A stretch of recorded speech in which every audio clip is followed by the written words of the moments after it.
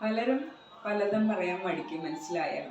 വേറെ ഒന്നുമുണ്ടല്ലോ, സ്വന്തം ഐഡൻറ്റിറ്റി, പിന്നെന്താ, നല്ല വെള്ള ചമയൽ, ഇങ്ങനെയൊക്കെയാണ് പലരും. പക്ഷേങ്കിൽ നിങ്ങൾ ആൺപിള്ളേർ അങ്ങനെ കേട്ടോ, നിങ്ങൾ ആൺപിള്ളേർ കിട്ടുക എന്ന് വെച്ചാൽ നിങ്ങളെല്ലാം ഓപ്പണായിട്ട് പറയും. നിങ്ങൾ ഒരു 90%, നിങ്ങൾ ഹാ ഹാ എന്തുണ്ടെങ്കിലും തമ്മിൽ ഇങ്ങനെ പറയും. നിങ്ങൾക്ക് പിണക്കമില്ല, അടി വെച്ചാലും നിങ്ങൾ വീണ്ടും മിണ്ടുന്നു. അക്കാര്യത്തിൽ നിങ്ങളെ ഭയങ്കര ഇഷ്ടമാണ്. അല്ലാത്ത കാര്യത്തിൽ എനിക്ക് ആമ്പിളാനെ ഇഷ്ടമില്ല കേട്ടോ. അങ്ങനെയല്ല, നേരം കൊണ്ടല്ല, നിങ്ങൾ ചീറ്റിംഗ് ആണ്, മനസ്സിലായോ? അങ്ങനെയാണ് എൻ്റെ കൺസെപ്റ്റിൽ, എൻ്റെ തോട്ടിൽ, എൻ്റെ മൈൻഡിൽ അങ്ങനെയാണ് ആണുങ്ങളെ കുറിച്ചുള്ളൊരു കാഴ്ചപ്പാട്. മാറ്റാൻ ഞാൻ ശ്രമിക്കുന്നുണ്ട്. ഓരോരുത്തരെ പരിചയപ്പെടുമ്പോൾ ഞാൻ ശ്രമിക്കുന്നുണ്ട്. ചിലർ നമ്മുടെ ലൈഫിലേക്കൊക്കെ വന്നിട്ടുണ്ടല്ലോ, ഒന്ന് മിണ്ടി സംസാരിച്ചിട്ടൊക്കെ പിന്നെ മൈൻഡ് പോലും ചെയ്യാത്തവരുണ്ട്. നമ്മളെ ഡീപ്പായിട്ട് ഫ്രണ്ടായിട്ട് വന്നിട്ട് നമ്മളെ മൈൻഡ് ചെയ്യാത്തവരുണ്ട്, മനസ്സിലായോ? ഇമോഷണലി നമ്മളോട് ഡീപ്പായിട്ട് വരും.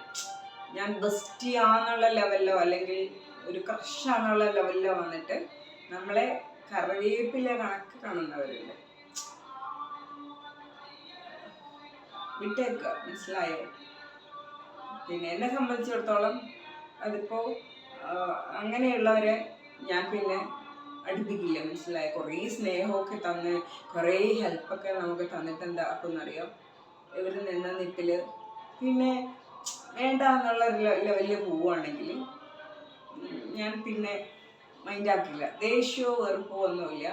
പിന്നെ ലൈഫിൽ ഇനി ഞാൻ സ്വീകരിക്കില്ല. എനിക്ക് അങ്ങനെയുള്ള ക്യാരക്ടർ എനിക്ക് ഇഷ്ടമില്ല. നമ്മളൊരാളോടൊരു സ്നേഹം ഉണ്ടെങ്കിൽ അത് ലൈഫ് മൊത്തം നമ്മൾ കരുതണം, അല്ലേ? ഒരാളെയും പിന്നെ ആളെ സ്നേഹിക്കാൻ പോകരുത്, അല്ലെങ്കിൽ പിന്നെ ആളോട് അടുക്കാൻ പോകരുത്. ഞാൻ ഇഷ്ടമില്ലെങ്കിൽ അടുക്കില്ല ഞാൻ. അല്ലാണ്ട് എല്ലാവരോടും ഹായ് ബൈ ഒക്കെയാണ്. ഭയങ്കരമായിട്ട് അടുപ്പമുള്ളവരോടെ ഞാൻ പേഴ്സണൽ ഒരു റിലേഷൻ ഒക്കെ വയ്ക്കുള്ളൂ, എൻ്റെ കോണ്ടാക്ട് ലിസ്റ്റിൽ വയ്ക്കുള്ളൂ. അവരുമായിട്ട് ഞാൻ കോണ്ടാക്ട് ചെയ്യുള്ളൂ.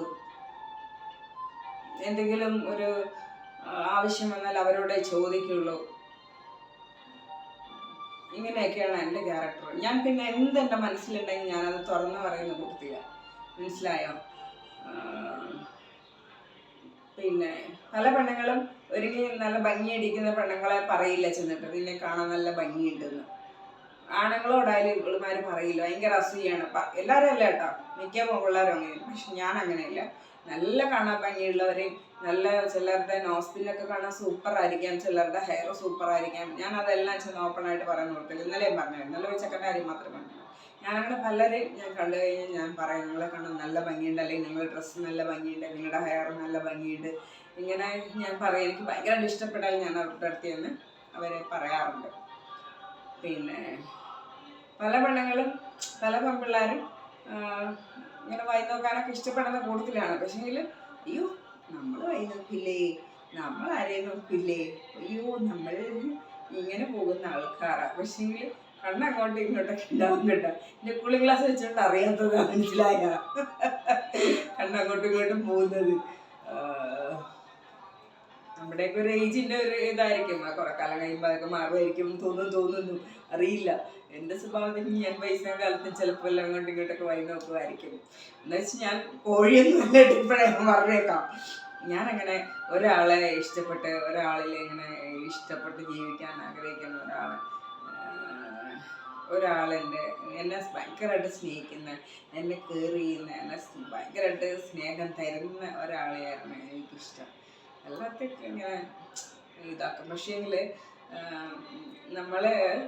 നമ്മളങ്ങനെ ചിലരെ വിശ്വസിച്ച് പോകും, നമ്മളെ സ്നേഹിക്കുമായിരിക്കും എന്നൊക്കെ. പക്ഷേങ്കിൽ അതൊന്നുമില്ല. വെറുതെ ഒരു ജസ്റ്റ് ഒരു ഇമോഷണൽ ടച്ച് അത്രയേ ഉള്ളൂ.